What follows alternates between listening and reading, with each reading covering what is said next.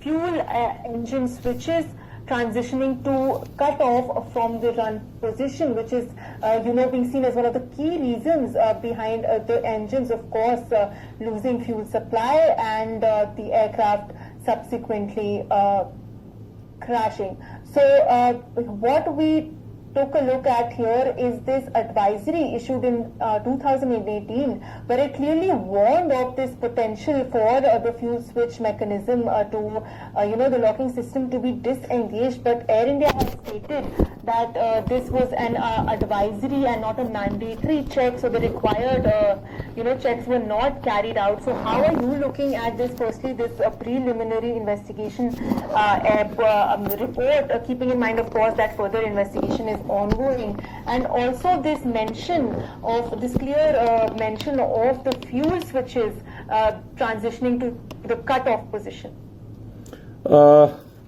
Very good morning. I am joining mid of the discussions. I don't know what has been said, but I must mention that in the first instance we must appreciate the intent of the government, intent of the investigating agency, that the report has come in time. There were a lot of hearsays that they will not let it come under pressure, etc. So all those myths have been erased. That means that we are looking for a transparent procedures and things shall be in effective manner. Now your questions.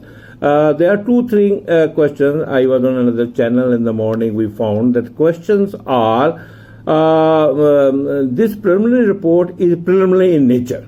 What is the purpose of this preliminary report is that the data, the facts and figures, whatever is known over the last 4 weeks shall be presented to the investigators outside the preamble of the investigators' mandate, because all people cannot be in the investigator board, so that they have provided the data, fact and figure to us, to you, so that we can extend as a helping hand to the investigators.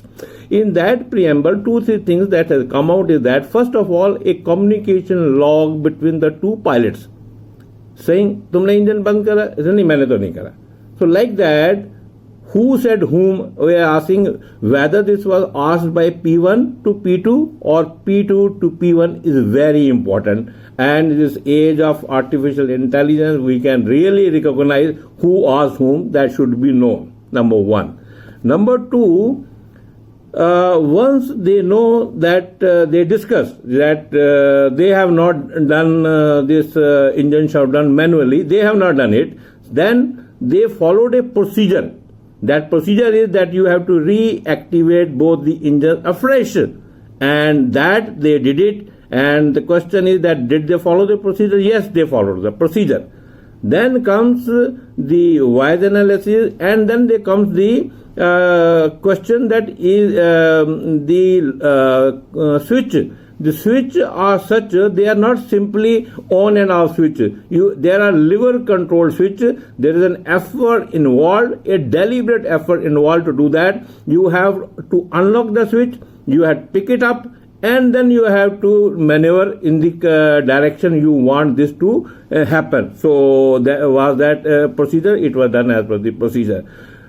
Now, finding that in logged unlocked situation is that it is because they followed the procedure, and in that procedure they reactivated, and that has been found in that status. That is one observation. And the switch off, was it on a digital mode or a physical mode? You see, one of the guests gave a very good example on a channel, that if we find a bulb is switched off, it is not necessarily that it is switched off from the on and off switch, or it could be bulb getting fused or power going off. There could be other reasons. So now that all those questions are being asked, and we know that pilots were fit, the flight was fit to fly, a certificate has been given, engines were fit to fly there because no advisory has been given, clearly set in the report.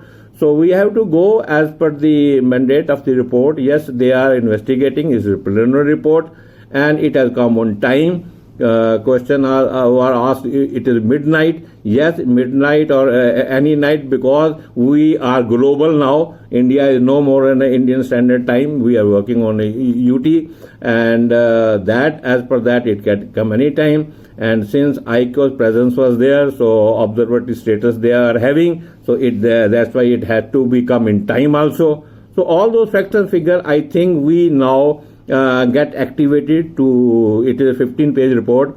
We have not gone word by word. There are things in between the lines which we will have to develop on. And with this mandate, I think we will be working on it. We will coming more diligently on the facts and figures. Over to you.